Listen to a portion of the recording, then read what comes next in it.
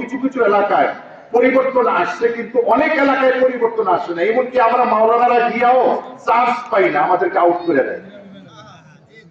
বুঝেন নাই?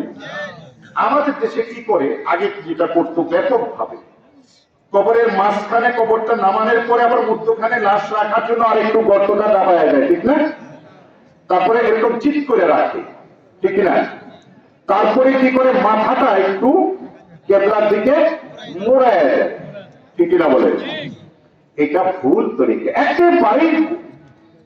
নিয়ম হলো সম্পূর্ণ লাশ এবং কাঁধ থাকবে কেবলার দিকে, পুরো শরীরটা, শুধু মাথাটা না। এই জন্য আল্লাহ নবী আমাদেরকে শুনতে বলছেন কিভাবে, ডান কাতে। মাথা তাহলে কোন দিকে থাকবে? উত্তর দিকে। মাথা কোন দিকে? উত্তর দিকে, পুরো ডান কাতে, এইভাবে। কথা বুঝে আসছে? লাশ কিভাবে রাখবেন? ডান কাতে।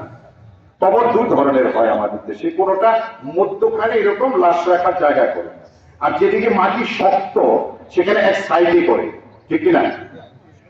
তো সাইডে যদি আপনি করেন তাহলে দেয়ালের সাথে লাশটাকে, পুরো লাশটাকে এরকম কাট করে দিবেন। কথা বুঝে আসছে কিনা বলেন ভাই? আরে বুঝে আসছে কিনা, নাকি আপনারা আউট করে দিবেন আমাকে?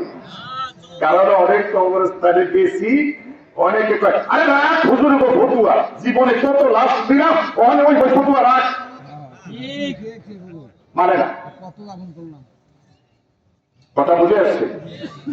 আপনি মদিনা শরীফে যদি কেউ যান, মক্কা শরীফে যান, সেখানে আপনি কবরস্থানে যাইবেন, এক দেখতে পারবেন লাশ জান্নাতুল বাকিতে গেলে পুরা লাশ একদম কাজ করা। কথা বুঝে আসছে? তাহলে এটার উপরে আমরা আমল করতে পারবো কিনা ইনশাআল্লাহ? আর ঘুমানোর সময় ডান কাত হয়ে ঘুমাইবেন। আমরা দেখে কি করি, আমাদের ঘরে যখন চৌকি, এখন তো চৌকি নাই, চৌকি আছে নাই, খুব কম, সব খাট হয়ে গেছে। আমাদের ছোট সময় ছিল চৌকি ছিল, চৌকির আগে হোগলা ছিল। তো যাই হোক, তো মানুষ ঘরের দরওয়াজাটা দিয়ে ঢুকতে কিভাবে খাটটা কোন দিকে, মাথা থেকে সেটিংটা সুন্দর দেখা যাবে, এটা আমরা বিবেচনা করি ঘরে বিছানা পাতার সময়, ঠিক কিনা? কিন্তু আমার শোয়াটা যেন নবীজির সুন্নত মোতাবেক হয়, এটা আমাদের খুব কম লোকের মাথায় থাকে। থাকে থাকে অনেকের ঘুমের মধ্যে মৃত্যু হয়ে যায় কিনা? হয়।